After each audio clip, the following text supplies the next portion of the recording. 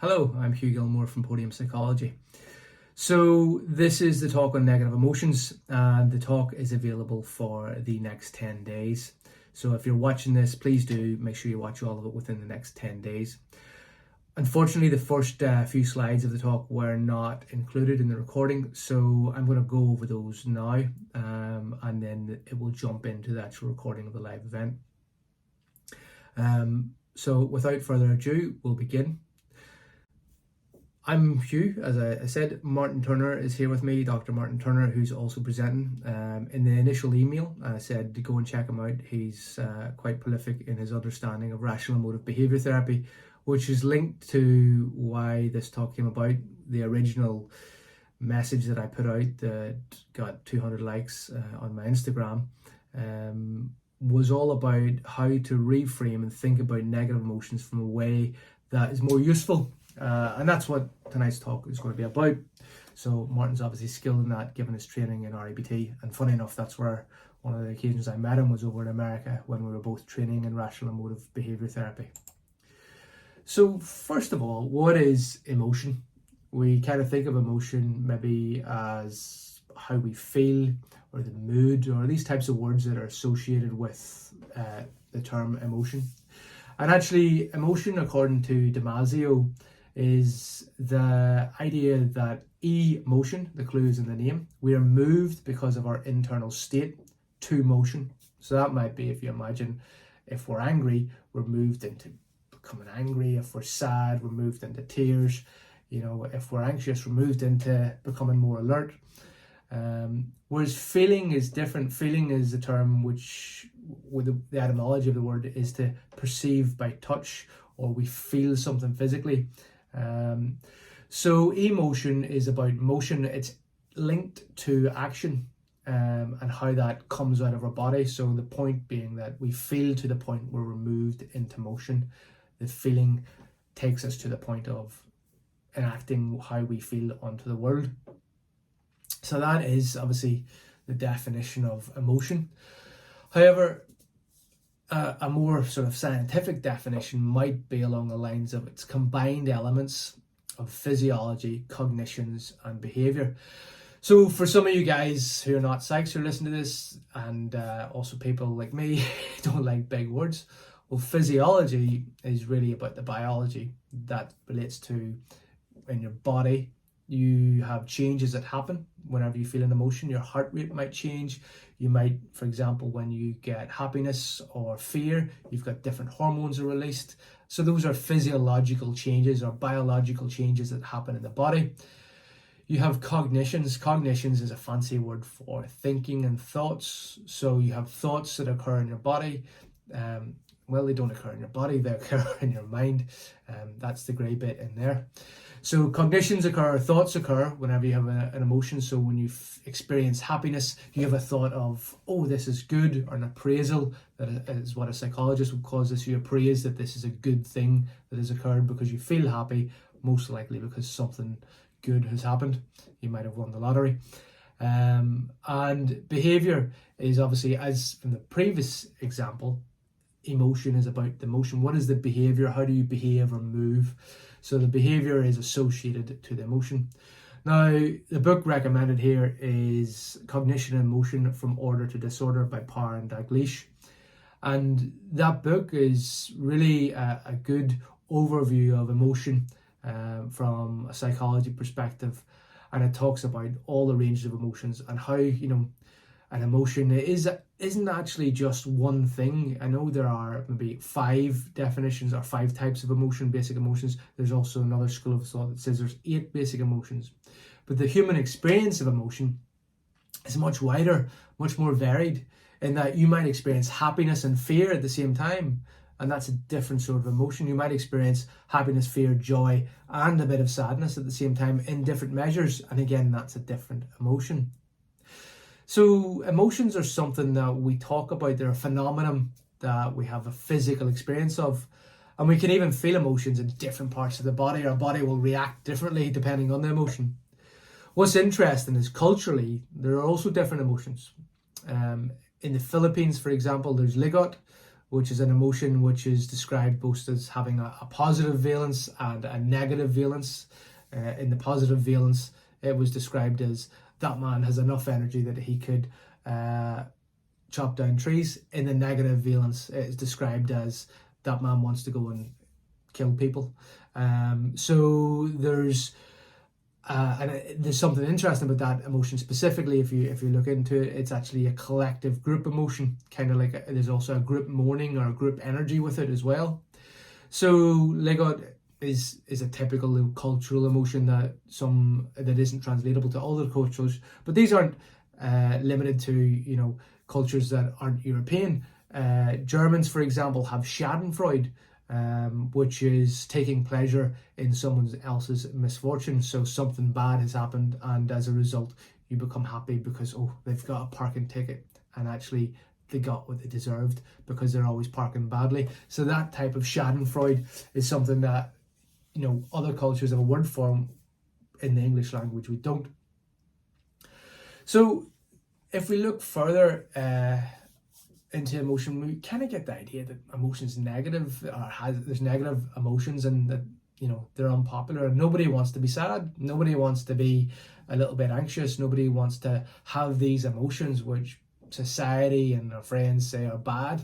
And I want to just talk about why this has maybe come about. And this isn't research, this is just a few opinions I've had and a few discussions that I've had with other people. So first of all, let's blame social media. If you've been in social media, you will have no doubt seen people posting things, and everyone's life sometimes looks a little bit rosy and a little bit happy, and all the good things are up there. And we look at it and go, God, by comparison, my life is terrible. And it's really interesting, It's kind of like, when people go out, they put on clothes that make them look nice, when actually they don't feel that way and the clothes are flattering to their body type. It's kind of like social media. And as a result, we think everyone's better than they are. And kind of like if everyone was naked in a room, it'd be completely different how we view them compared to with, their nice clothes on. Social media is the exact same thing. So we could blame social media that everything's looking well for everyone else and everyone's talking about how happy they are, when actually people aren't just happy, they aren't just joyful and full of gratitude and all this other stuff, and they aren't sharing that all the time or feeling that all the time, but that's what they put out there. They don't put out the bad stuff. We could also blame the toxic positive psychology, or positive psychology in general. Martin Seligman obviously started the positive psychology revolution, and that's got some detractors, but I think the big thing here is to think along the lines of, well, actually, do we want to be positive all the time? Is being positive appropriate? It's not really, Being excessively happy all the time is actually a mental health issue. When you hear the term manic depressive, mania refers to being excessively happy, and the depressive bit refers to the down, where people will go from being excessively happy to excessively down. And that has bad repercussions. I actually know somebody who bought a Ferrari during an episode of mania, and they went in thinking that they could afford this over the long term and that it would be a beneficial and good thing for them to do, and they were optimistic about the future, when actually they were experiencing mania. So a bit of a disconnect from reality of their situation. So again, being excessively happy is not a beneficial thing. Again, being excessively friendly and caring is not a beneficial thing. We also have poor mental health messaging being an issue, that people sort of are receiving a lot more stimulus and thought-provoking messages about mental health, but they're not always the best of messages at times. And it becomes partly because organizations and people who are well-meaning, and some who may be just exploitative, are pushing the idea of mental health normalization to the point where they'll put anything out, providing it looks good and ticks a box, when actually the messaging might be poor. So, if you feel sad, that's not normal and you need to deal with that. Well, no, sadness is an appropriate emotion in an appropriate time where you should feel sad. If you didn't feel sad during a context that's sad, such as grieving or whatever, there might be something there that you want to examine, because either the person you've lost wasn't important to you, or maybe you've got a different sort of mental health issue. So that's something to consider, is that there are certain emotions that are appropriate at certain times, not you should feel happy all the time or life should be wonderful. The other thing is that we shouldn't be striving for happiness. Happiness is not the end product that we want. The context is what we want and the goals that we want. Happiness is, when we make happiness the center of our endeavors, we're doomed to fail, because then we can only assess that we're not happy enough, and that's problematic. Life should have more meaning than just an emotional state. The other thing I'm going to bring up is the youth of today. It's a sign you're getting old when you say things like the problem is the youth of today. But actually, the youth of today are well educated on the topic of mental health. It's no longer taboo, and they've been taught words like depressed and anxiety and OCD and all these other terms, which is great for them to understand. But the meaning of those words has somewhat lost its effect, and to an extent, the meaning of those words has changed for them. So instead, on occasion, and I've had to work with athletes who've said they're having a depressive day, and it's like, well, actually, you've had a bad day. You're depressed if you experience those symptoms for longer than 14 days. That's the technical definition of depression. So they maybe use these words more freely and more colloquially, and they mean something different. So again, that's something to consider, that maybe we need to understand what it is somebody's experiencing when they're talking about these emotions, and do they mean depressed or do they mean sad? So yeah, maybe the youth today has something to say about, or is one of the reasons why negative emotion has become unpopular. I think a great insight into some of these things is sites such as, or meme pages such as Dank Teens for edgy meme or edgy teens. Things like that will give you an insight into how subcultures around mental health, etc., and emotion are evolving, and what people relate to. So I think look at the memes of the kids today, and that might give you some insight, and maybe our definitions for understanding emotion are not the same. So again, let's consider critically what emotions are, negative emotions are, what the people actually mean by them. So this next slide is all about the context. Now, people do think that emotions or negative emotions are a bad thing, but we need to talk about this case of patient SM46, and it's obviously an anonymized case of a patient who contracted Urbach-White disease whenever they were young, and as a result that ate away their amygdala. The amygdala is a small part of the brain that's responsible for the fear response and for moderating fear. And if we imagine we eat away that part and take that out, such as in the case of patient SM, they then can no longer produce fear. And that's really interesting, because you would imagine then they have a happy life. They did. They had a really happy life. They didn't have any trauma. They were mugged at knife point and at gunpoint multiple occasions. Because they had no fear response, they would make poor decisions where fear was an important thing to consider, such as walking home down a dark alleyway at night and making a bad choice to go into areas that were somewhat dangerous, and as a result becoming vulnerable to being taken advantage of. So there was numerous attacks and numerous scenarios that this patient, a female patient, went through, but she experienced no trauma because she had no fear center to create trauma or to assist in that process, and couldn't experience fear. The other thing that was interesting is she also experienced poor social interactions, in that she was overly friendly and was overly stepping over boundaries. So you can imagine making inappropriate, within touching distance or touching people who aren't that friendly and don't want to be touched. They would respond by going, and making a face that makes you think, oh, I'm overstepping a line here, so I'll pull back a bit. Whereas they wouldn't pick up on that, and therefore they would continue approaching. So the interactions were somewhat not great, and this results in poor decision making and not being able to respect boundaries. So as a result, patient SM46 had issues but had no trauma, and this sort of highlights to us that fear is an appropriate thing, and we would consider that a negative emotion, yet it's vital for living a full and functional, healthy life. So here's what I want you to do. I want you to think of a cringy mistake that you've made. Now, if you have a think of something, so what is that cringy mistake you've made? How does it make you feel? What is the feeling that you've got from that? What movement does it produce in you? And what thought does it give you? Now, whenever I was doing this with you all on the night, there were lots of examples of, for example, people forgetting people's name and then going, why do you remember me but I don't remember you and I don't know your name? People getting people's names wrong. People texting things into a group chat and then later regretting it, or posting things on social media and later regretting it. So look, hands up, we've all done that. We've all made mistakes along those lines. And I like to pride myself in that I can get by a conversation without using people's names sometimes. So please don't ever, ask me to remember your name, because I might not. But